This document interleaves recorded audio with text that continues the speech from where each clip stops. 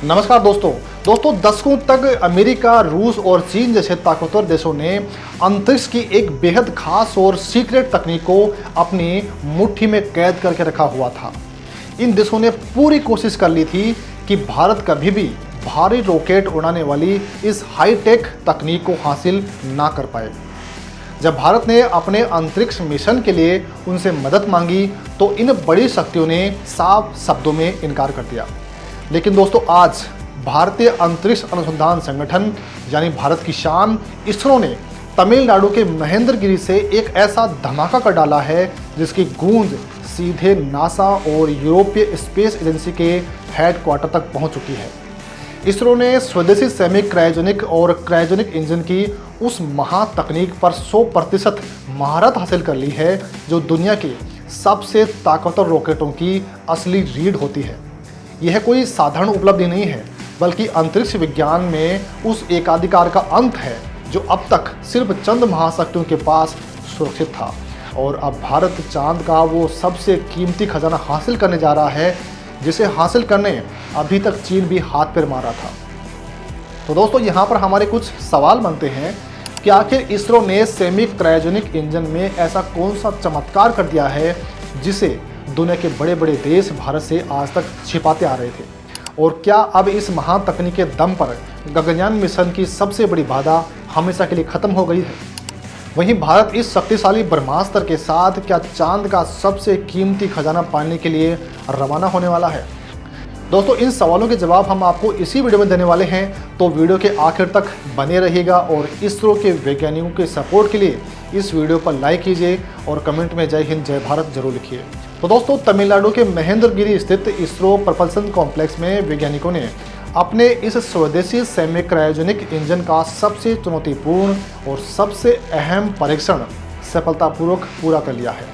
इस power head test article के 8वें hot test में पहली बार इंजन को 175 टन के विशाल थ्रस्ट पर चलाया गया और जो इसकी कुल क्षमता का 88% हिस्सा है।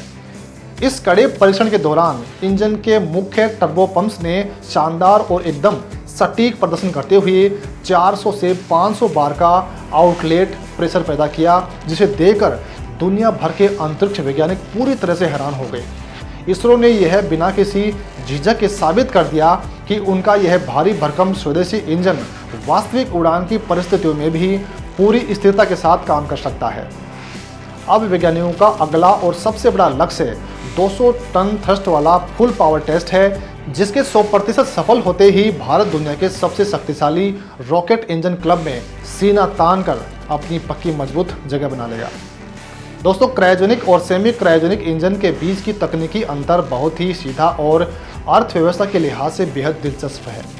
क्रायोजेनिक इंजन में लिक्विड हाइड्रोजन और लिक्विड ऑक्सीजन का इस्तेमाल होता है, जिसे माइनस तापमान में स्टोर करना बहुत ही मुश्किल और बहुत ही ज़्यादा खर्चीला काम होता है। इसके ठीक उलट सेमी क्रायोजेनिक इंजन में लिक्विड ऑक्सीजन के साथ एकदम शुद्ध केरोसिन यानी इसरोसिन का इस्तेमाल किया जाता है। यह इसरोसिन अधिक सुरक्षित, कम विषैला और बेहतरीन थ्रस्ट देने वाला एक चमत्कारिक ईंधन है।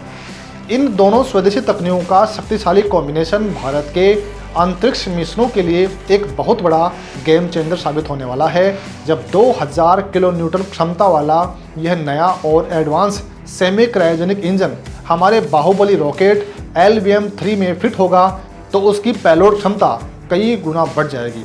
इसके बाद हमें अपने भारी सैटेलाइट अंतरिक्ष में भेजने के लिए फ्रांस, रूस या अन्य किसी देश के महंगे विदेशी रॉकेट का मुंह देखना नहीं पड़ेगा।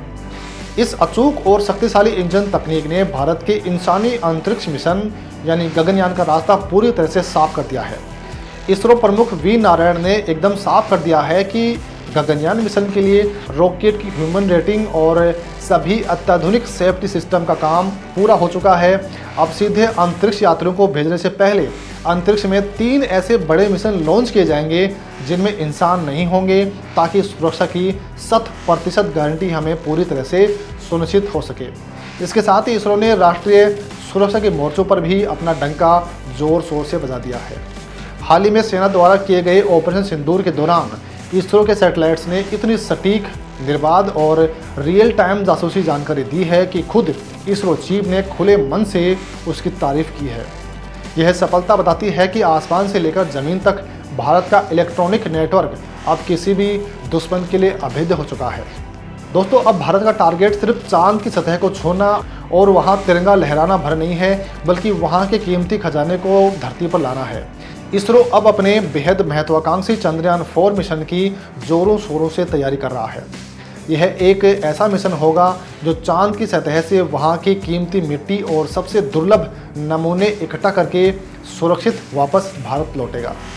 इसके ठीक बाद जापान की अंतरिक्ष एजेंसी के साथ मिलकर चंद्रयान 5 लॉन्च किया जाएगा, जो अपने आप में एक बहुत बड़ा महामिशन साबित होगा।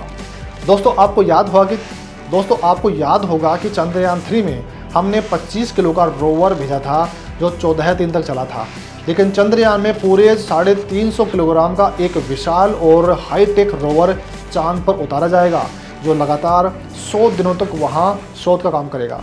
यह भारी भरकम रोवर चांद पर मौजूद हीलियम 3 और अन्य बहुमूल्य खनिजों की खोज करेगा, जो भविष्य में पूरी धरती की ऊर्जा जरूरतों को हमेशा के लिए पूरा कर सकते हैं।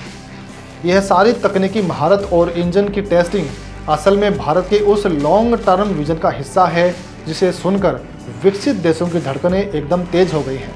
इसरो ने 2035 तक स्पेस में अपना खुद का स्थायी भारतीय अंतरिक्ष स्टेशन स्थापित करने का एक बहुत ही शानदार मास्टर प्लान तैयार कर लिया है। इसके पूरी तरह से बनने के बाद भारत की रक्षा विज्ञान और अर्थव्यवस्था को जबरदस्त बूस्ट मिलेगा, जिसकी आज तक किसी ने उम्मीद भी नहीं की थी। और बात सिर्फ स्पेस स्टेशन पर ही खत्म नहीं होती है, बल्कि 2040 तक इसरो अपने स्वदेशी रॉकेट और इसी सेमी क्रायोजेनिक इंजन के दमदार थ्रस्ट के बल पर पहले भारतीय को चांद की सतह पर शान से उतारेगा। अब हमें इंटरनेशनल स्पेस स्टेशन के लिए अमेरिका या फिर रूस पर निर्भर रहने की कोई ज़रूरत नहीं है, बल्कि भारत खुद डीप स्पेस मिशन और मंगल जैसे ग्रहों की लंबी यात्रा का मुख्य केंद्र बनने वाला है। दोस्तों, आज हम गर्व के साथ जिस मुकाम पर खड़े हैं, वहां तक पहुंचने का सफ़र बिल्कुल आसान नहीं था। साल 1963 में एक साइकिल और बैलगाड़ी पर रखकर 7 किलो का साउंडिंग रॉकेट लॉन्च करने वाले इसरो ने आज 105 से अधिक लॉन्च व्हीकल मिशन और 34 अलग अलग देशों के 434 सैटेलाइट लॉन्च करके पूरी दुनिया को अपनी ताकत का लोहा मनवा दिया है। इसरो प्रमुख ने भरे मन से बहुत ही तंज भरे अंदाज में उन देशों का मुस्कुराते हुए धन्यवाद किया, जिन्होंने कभी भारत को यह क्रायोजेनिक तकनीक देने से साफ मना कर दिया था। उनका वह घमंड भरा इनकार ही हमारे वैज्ञानिकों के लिए सबसे बड़ा वरदान साबित हुआ, क्योंकि उसी के कारण आज भारत ने पूरी तरह स्वदेशी और दुनिया की सबसे बेहतरीन प्रपल्सन तकनीक खुद विकसित कर ली है। आज 450 बड़े उद्योग, 400 से अधिक नए स्टार्टअप और करीब 130 शैक्षणिक संस्थान मिलकर इसरो को एक अजेय महाशक्ति बनाने में अपना खून पसीना एक कर रहे हैं।